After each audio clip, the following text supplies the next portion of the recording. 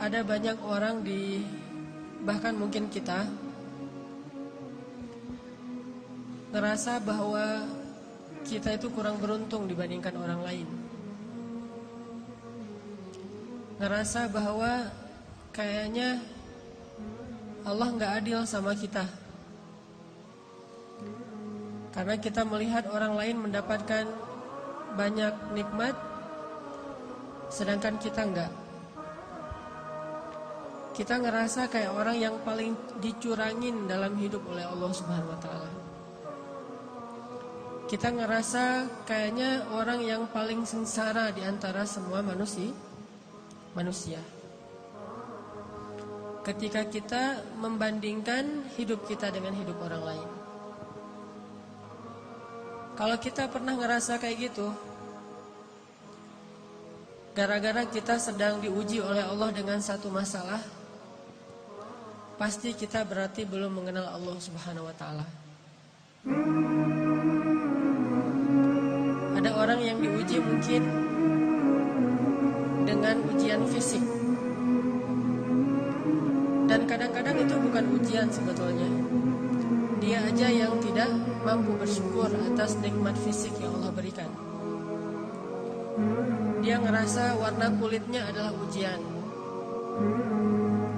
Kayak saya gitu.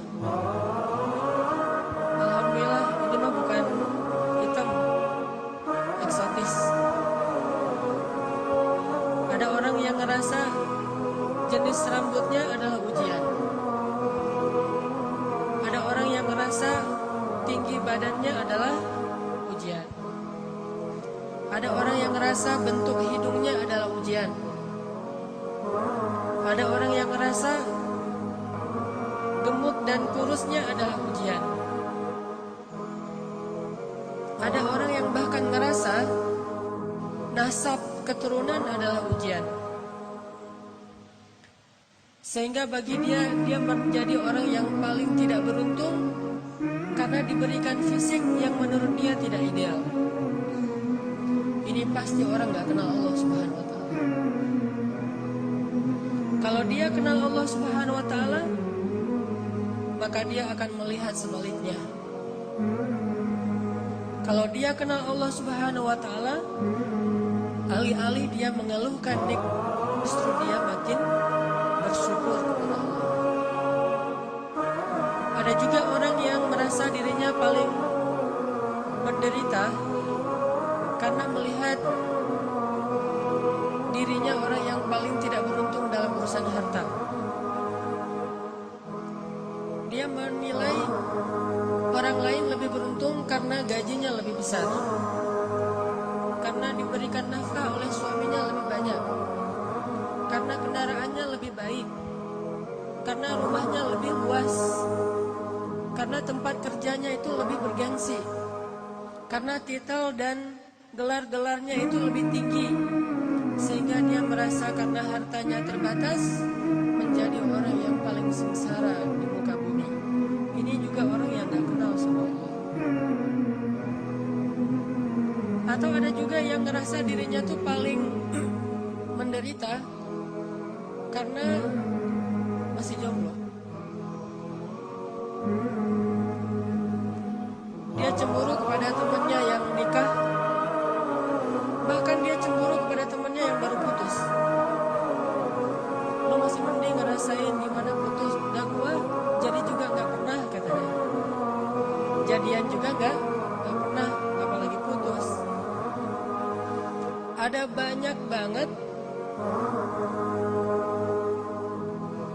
hal yang dikeluhkan oleh manusia untuk dia ngerasa pantas menyebut dirinya itu sebagai orang yang paling sengsara.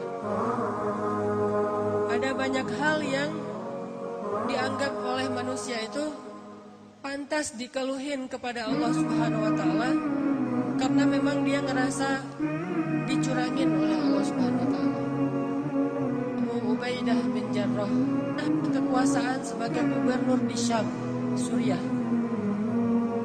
Sehingga suatu hari ketika dia sedang memantau keadaan rakyatnya, lagi belusukan keliling-keliling gitu, Abu Ubaidah pernah melewati suatu hutan yang tidak ada penduduk tinggal di sana. Tiba-tiba Abu Ubaidah bin Jarrah menemukan sebuah gubuk kecil di tengah hutan. Ini lagi lewat nih bersama pasukannya, kayak lagi ada ekspansi gitu.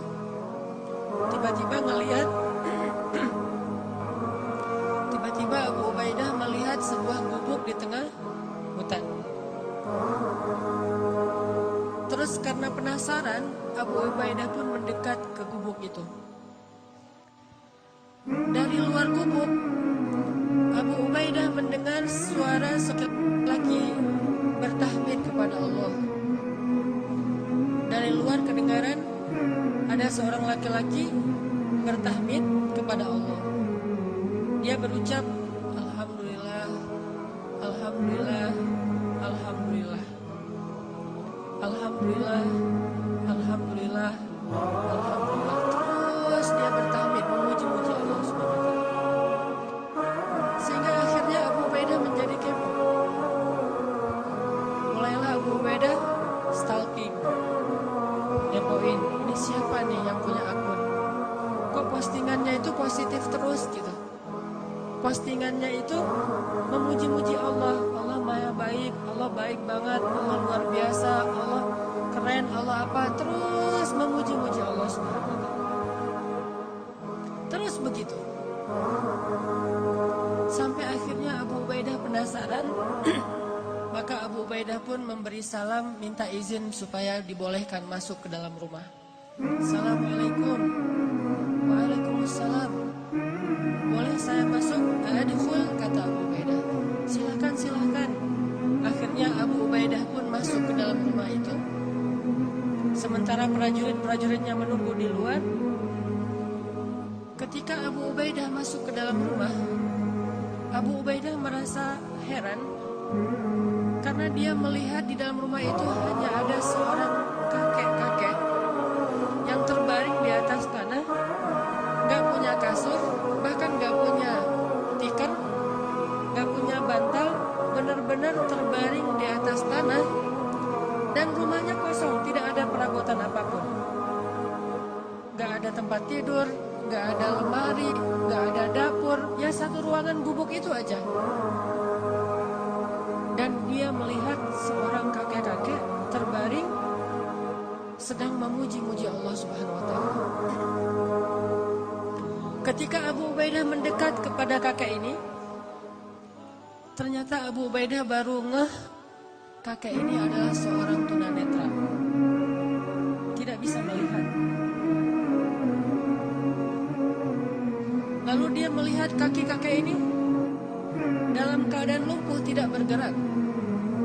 Usianya sudah sangat tua, matanya buta, tubuhnya lumpuh.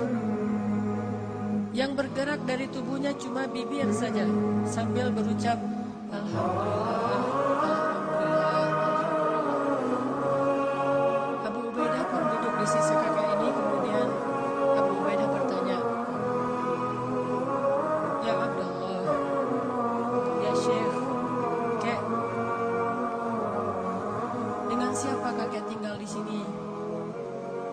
Kakek itu menjawab, saya tinggal di sini dengan anak saya. Tadinya saya punya keluarga besar. Saya punya istri, punya beberapa orang anak. Tapi istri saya sudah meninggal, anak-anak saya sudah meninggal, cuma tinggal satu orang. Terus kakek kenapa tidur di sini? Kata kakek itu, saya lumpuh dan saya tidak bisa melihat. Tapi Allah maha baik, kata kakek ini. Abu Ubaidah makin penasaran.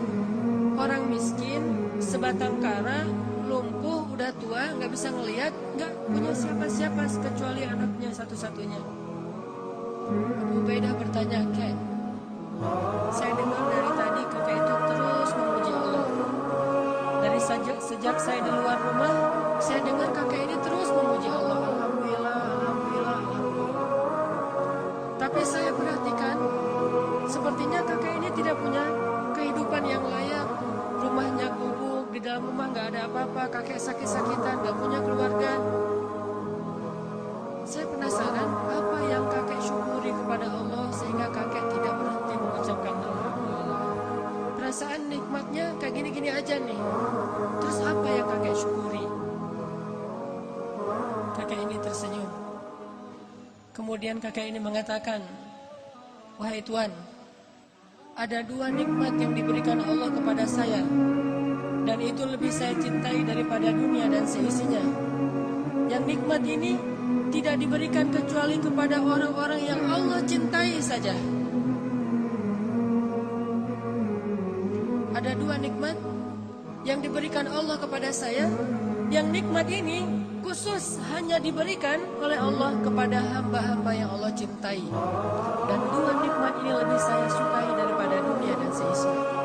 Lebih saya sukai daripada keluarga, lebih saya sukai daripada harta, lebih saya sukai daripada jabatan, lebih saya sukai daripada kesehatan fisik.